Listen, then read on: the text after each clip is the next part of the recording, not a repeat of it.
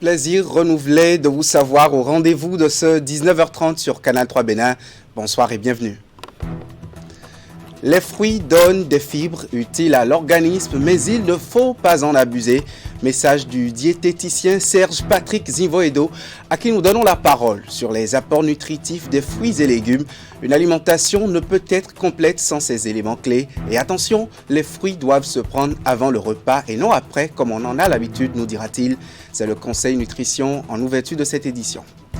De l'eau potable pour 2 écoles et un centre de santé de Semekoji. L'œuvre utile vient de l'ONG Al Noman Foundation qui a impliqué aussi plusieurs autres organisations non gouvernementales. Ce sont les populations de l'arrondissement de Torhoué qui ont bénéficié de ces infrastructures. Et Maro Donou a suivi pour nous la mise en service. Et puis 21 jours de cérémonie de purification et de renforcement des liens des divinités et des ancêtres à Boïkon. Le Toyi était le premier rituel d'une série de rites et libations pour la régénérescence des valeurs ancestrales de la collectivité à Djarkouisso et de toute la communauté. Le chef de famille en a eu l'initiative et tous les descendants de la lignée et les autres adeptes ont suivi le mouvement. Quelles sont les valeurs nutritives des fruits et légumes dans la ration alimentaire? La question a suscité une curiosité de nos équipes de reportage.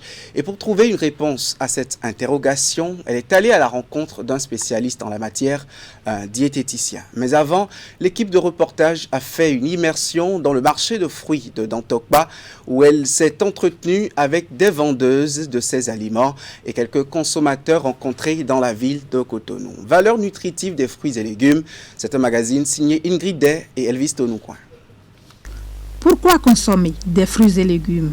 Parce qu'ils sont riches en fibres, en vitamines et minéraux, ou parce que leurs effets sur la santé sont bénéfiques pour les êtres humains? Généralement, ces aliments, encore appelés micronutriments, contiennent de nombreuses richesses indispensables au bon fonctionnement de l'organisme. Très prisés par bon nombre de personnes à la quête d'une solide santé, ils sont répertoriés en 2 grandes familles, à savoir les fruits secs oléagineux et les fruits en eau. Les fruits à eau, il y a la pastèque, il y a la papaye. Et les fruits secs maintenant oléagineux, il y a la date, il y a l'abricot, il y a aussi notre arachide, par exemple avec les fruits secs. Et quand on rentre dans les légumes, nous avons les légumes à eau et les légumes secs. Donc les légumes à eau ici, nous avons le concombre, nous avons les feuilles de menthe, nous avons tous les légumes tels que gourmand, tiayo, glaçons. Je prends par exemple le cassoulet, le haricot blanc, le haricot rouge, le vanzon, tout ça c'est des légumes secs.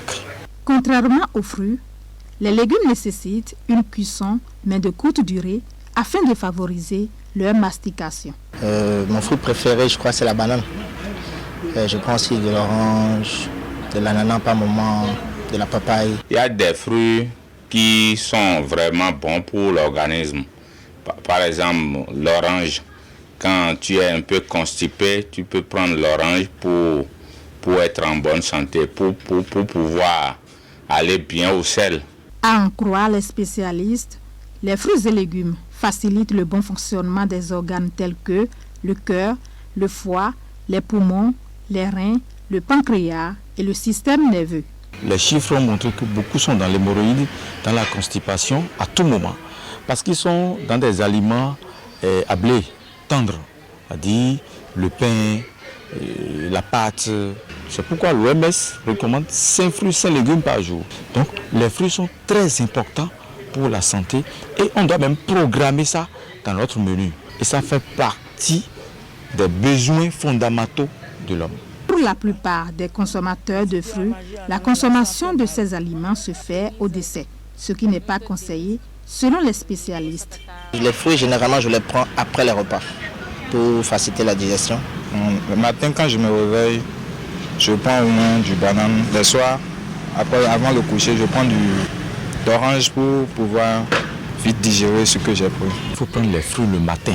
Donc, on est contraint de prendre des fruits avant de manger. Mais il y a beaucoup qui prennent des fruits après avoir fini de manger. Attention, il y a le test de glycémie à jeun et le test de glycémie post-pondérale. Donc, il faut savoir que si tu prends les fruits après, ta glycémie peut monter.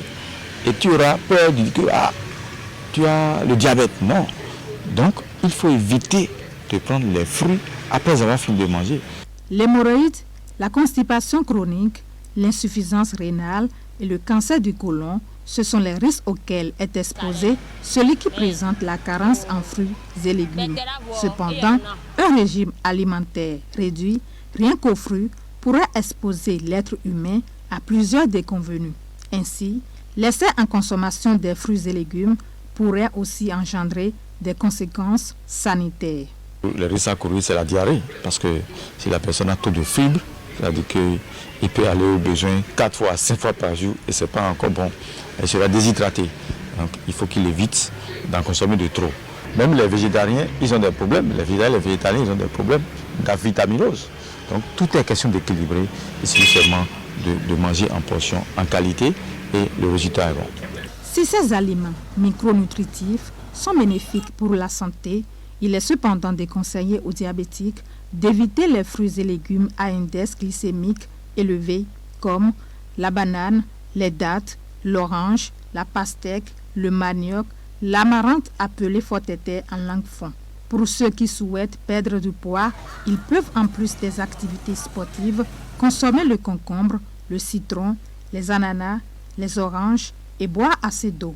En définitive, des portions de fruits et légumes dans nos assiettes sont bénéfiques pour la santé, mais réduire l'alimentation rien qu'aux fruits peut être aussi un danger pour la vie. Ingrid Day au cœur des fruits et légumes. À Abomey-Calavi, les ouvrages de production et de fourniture d'eau potable sont rénovés depuis quelques années. Le débit d'eau a augmenté et sa qualité a changé aussi dans les différents robinets. C'est une ambition du gouvernement qui a été ainsi matérialisée grâce à des travaux réalisés. Qu'en est-il aujourd'hui des pénuries en eau dans cette commune périurbaine? Ali Moumouni est allé s'en enquérir. Suivez plutôt. Voici la nouvelle usine de traitement d'eau qui alimente Abomey-Calavi.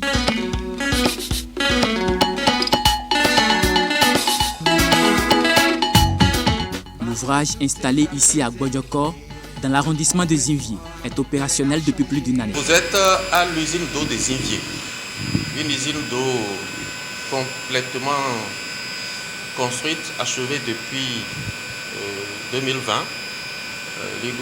L'inauguration a été faite en octobre 2020 et des essais ont été préalablement faits, donc l'usine est fonctionnelle depuis ce moment-là. C'est la solution mise en place par le gouvernement pour répondre au manque d'eau potable constaté dans l'arrondissement d'Abomey-Calavi. Une quantité de 36 000 m3 est générée ici par jour. Le système fonctionne avec le nouveau château d'eau installé à Roueto. L'eau qui est produite au niveau de l'usine d'eau est envoyée dans la ville de Calavi et ce château d'eau récupère le surplus. Dans notre jargon, nous appelons ça un château d'eau d'équilibre. C'est-à-dire c'est le surplus qui monte au niveau du château d'eau. Et en cas de besoin, quand l'eau manque au niveau de la consommation dans les maisons, l'eau qui est montée au château redescend encore pour renforcer l'eau qui vient directement de l'usine. C'est un château d'eau d'un volume de 500 mètres cubes et c'est à 27 mètres sous la cuve, la hauteur je veux parler, c'est à 27 mètres sous la cuve.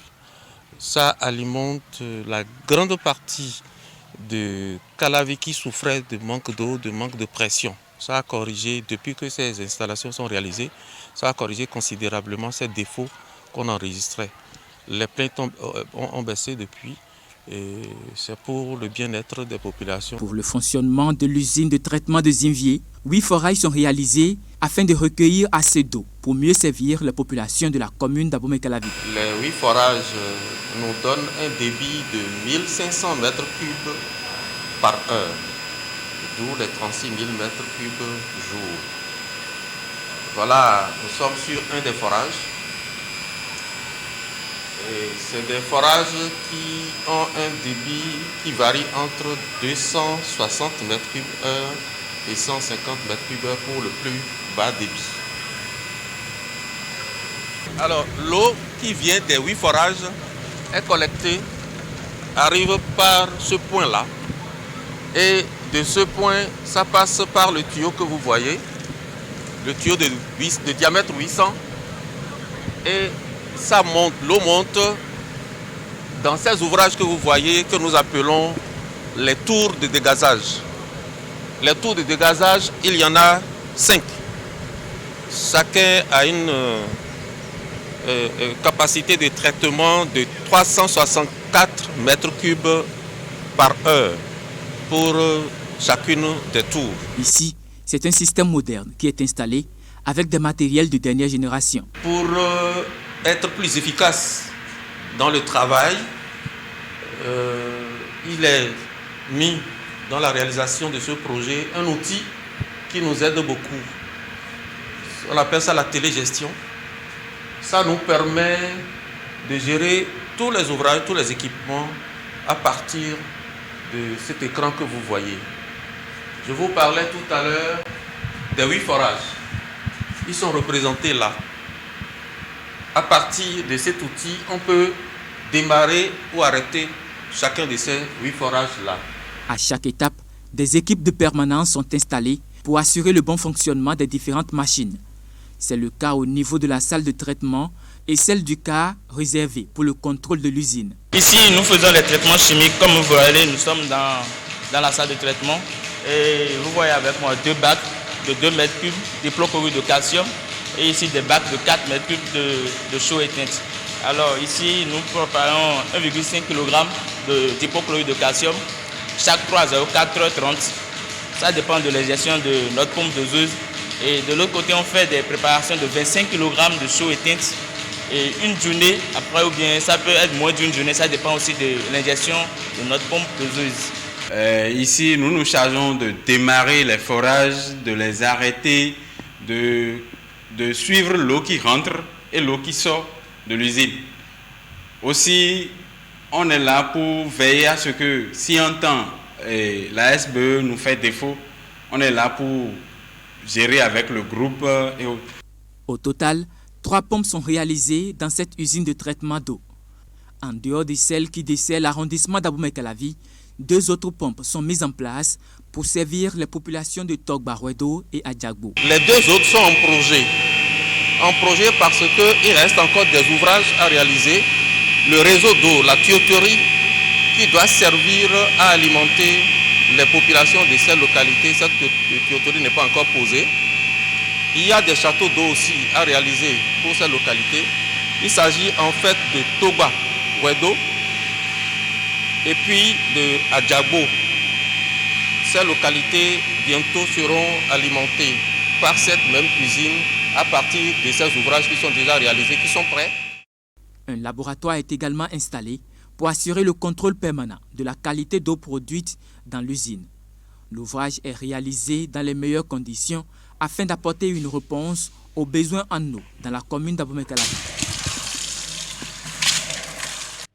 Toujours dans la commune d'Abomey-Calavi, plusieurs projets dont la construction des logements sont en cours depuis quelques années. C'est bien le cas des logements sociaux et économiques en construction à Rouedo et qui sont bientôt occupés. Abomey-Calavi, qui est d'ailleurs réputé de tout temps cité dortoir au sud du Bénin, il confirme ainsi son statut grâce à ses infrastructures. L'évolution des travaux avec Assion Mokanya Siongbon et Henri Ganti. Rouedo, le va-et-vient quotidien de camions, de machines. Ce sont aussi des bruits quelque peu assourdissants des outils de travail des ouvriers. Tous ces mouvements sur un chantier de construction de logements sociaux et économiques. Ici, c'est une nouvelle ville imposante qui sort majestueusement de terre. Plusieurs types d'appartements y sont érigés. Cela va de simples appartements aux immeubles de 3 niveaux, avec par endroit 3 ou 4 pièces. Toutes les commodités dont chaque famille pourrait avoir besoin. Par endroit, les travaux sont presque terminés. L'objectif de ce projet de logements sociaux et économiques, c'est de permettre à un grand nombre de citoyens de s'offrir une maison.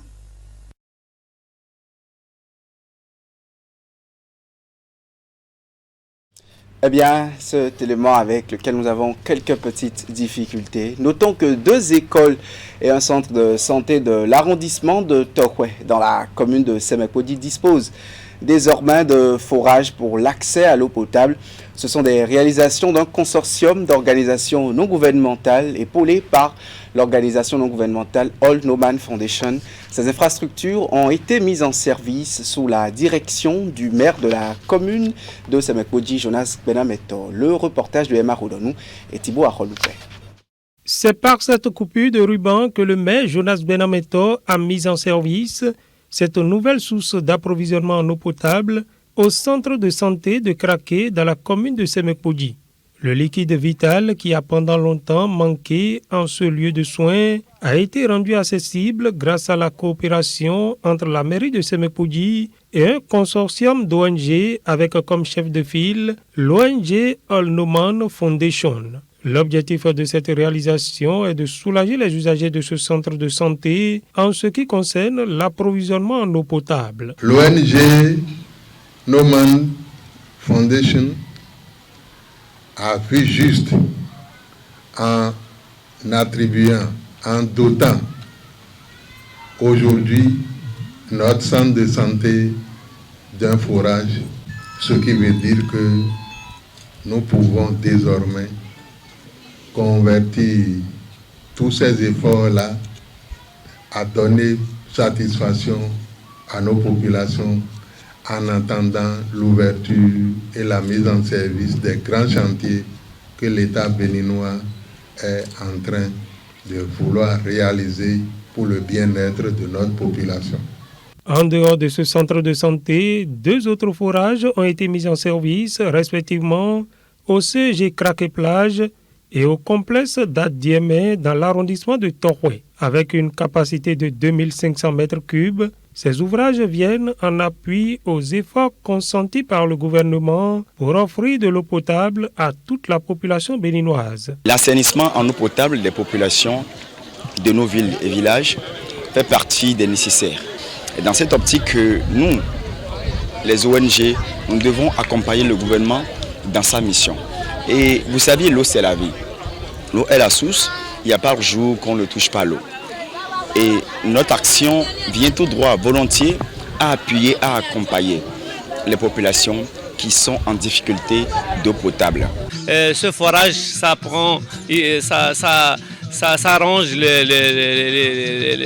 village, aussi ça a intéressé à l'hôpital. Donc voilà, on fait ça pour Dieu. Vous avez juste à côté de ce joyau le puits qui alimentait le CEG.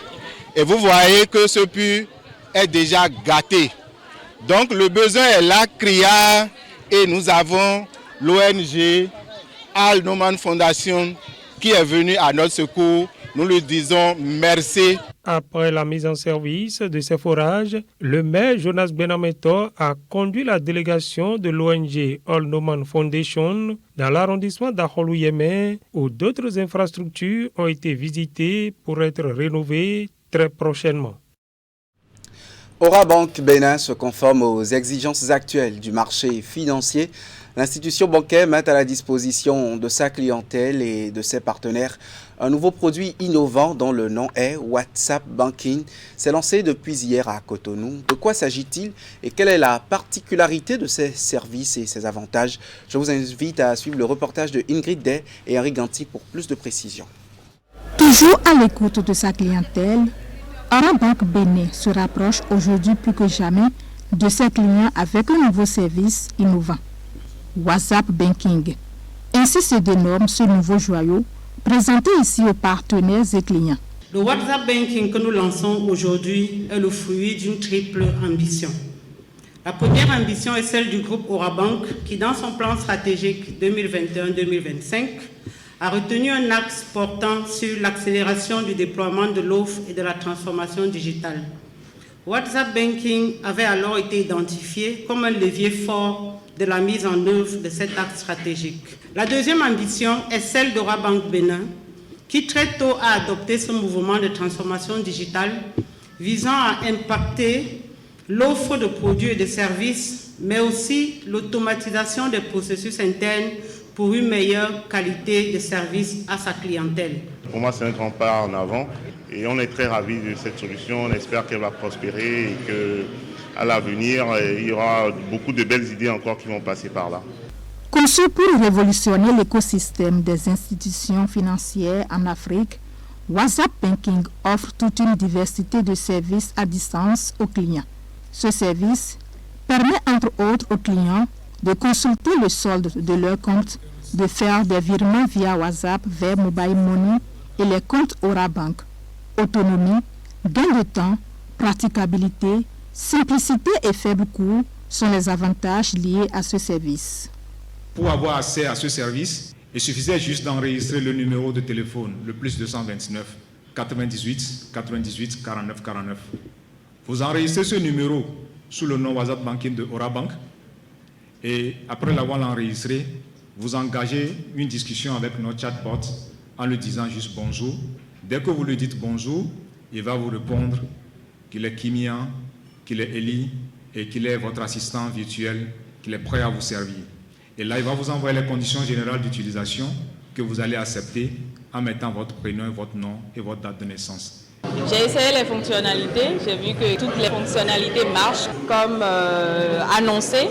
L'essentiel est qu'on peut savourer le produit WhatsApp Banking aussi bien ici à Cotonou que n'importe où sur la planète.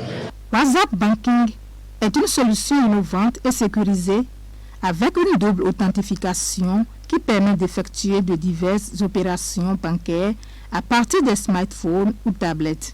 WhatsApp Banking d'Orabank est ouvert à tous les clients, particuliers de l'institution financière, titulaires d'un compte courant ou d'épargne.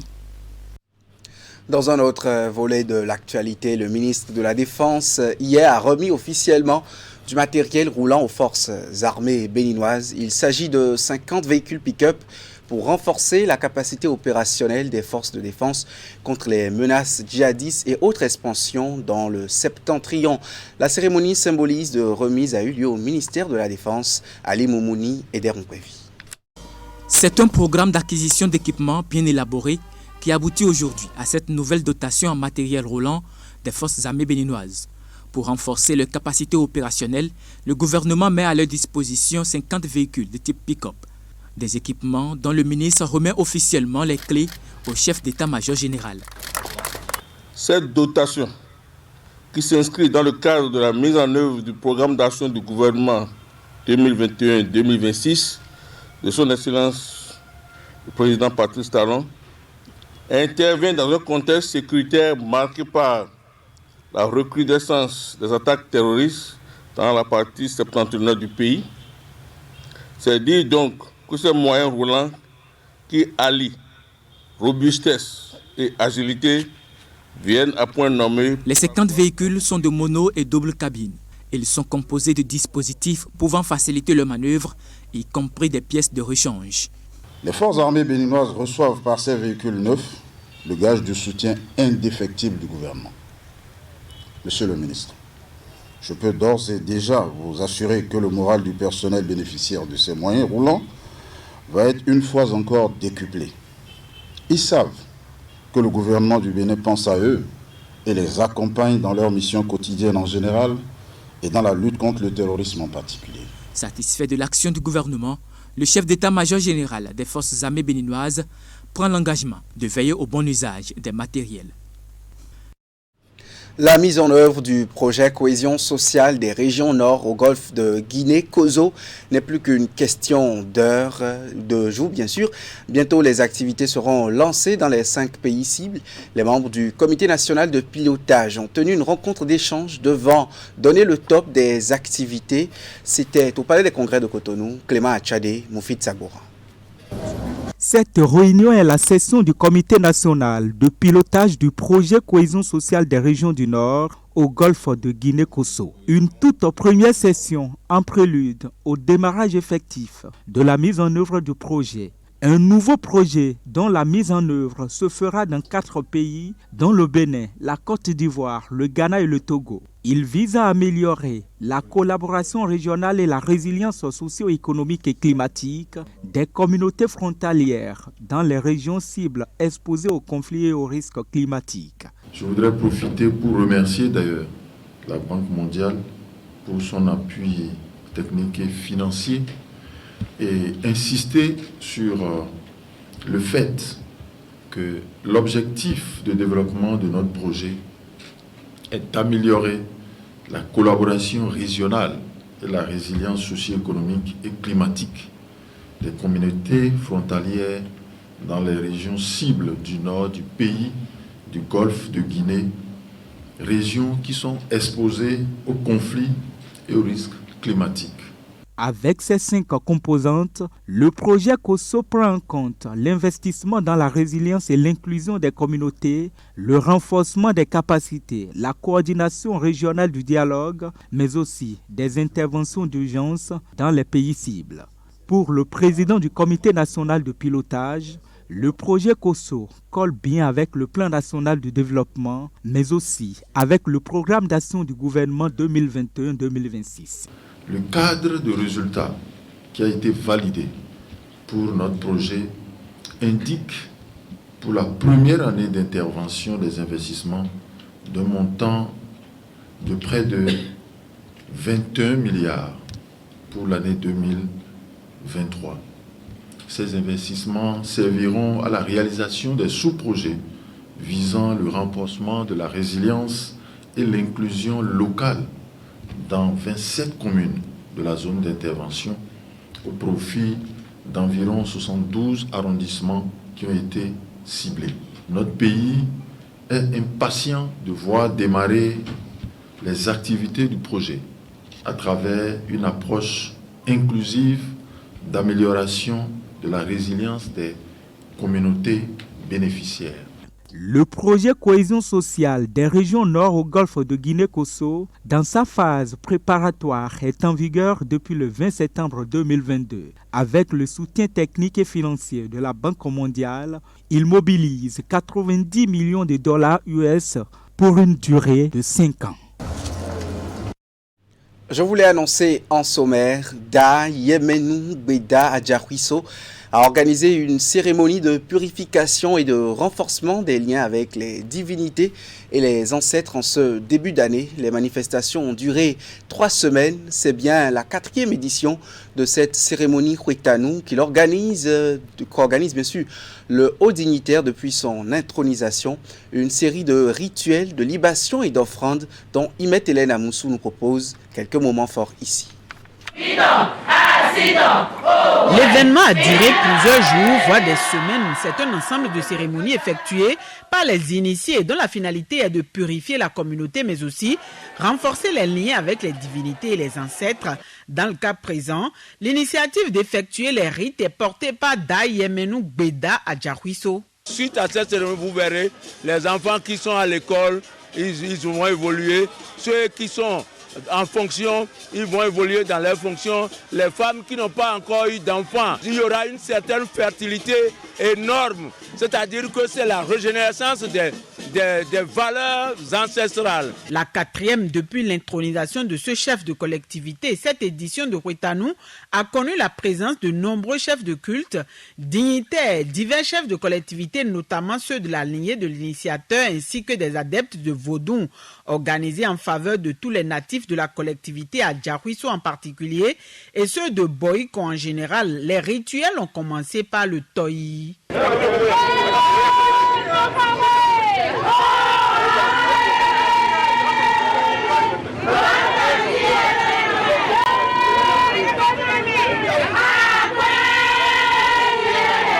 De retour de la source, l'eau ramenée par ces femmes est celle qui va servir lors des libations et offrandes aux divinités. La kyrielle de cérémonie a été l'occasion de remercier les dieux pour avoir veillé sur chacun à travers les offrandes et les prières. On a imploré leur protection sur la cité, la paix de même que la prospérité. Nous sommes allés à la source sacrée pour recueillir l'eau bénite qui a servi premièrement à faire les cérémonies de libation à nos ancêtres. Et après cette cérémonie, vous dites Viroko Boroko, nous sommes passés à l'étape d'offrande de libation à nos aïeux qui sont actuellement en transe. Cette cérémonie s'appelle le Tovodou Nesukwe. Ça, c'est les divinités qui incarnent même la richesse, la beauté du culte vaudou dans le panthéon vaudou de Dahomey. Je suis entouré de tout le cortège de culte vaudou. Il y a les Tokyono, il y a les Tovodou Nesukweno. Et vous-même, vous savez qu'un peuple se développe à partir de sa culture. Une autre étape importante de ces manifestations du Kwetanou est la cérémonie à Kpablabla. À l'occasion, plusieurs démonstrations ont été faites par des adeptes qui incarnent les différents chefs de trône. Ce moment de communion avec les ancêtres est également celle choisie pour faire étalage de certaines valeurs endogènes et culturelles. C'est une cérémonie de purification de toute la collectivité et d'ailleurs de toute la communauté de Boycon, parce que la collectivité à Rossou-Yemenou, c'est cette collectivité qui couronne toute Boycon. Donc c'est toute une purification de la commune de Boycon. Tout le monde est content ici de voir la représentation de nos ancêtres, nos aïeux qui ne sont plus.